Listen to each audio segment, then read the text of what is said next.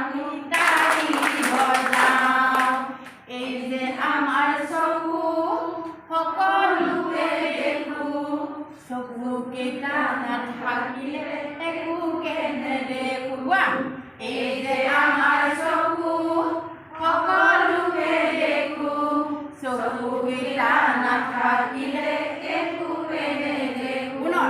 এই যে আমাৰ হাত সোঁ আৰু বাওঁ, খেলা খেলো লিখোঁ আমি তালি বজাওঁ। এই যে আমাৰ কাণ আছে বহুত মান, ডাঙৰ সৰু শব্দ শুনো শুনো তাৰ গান।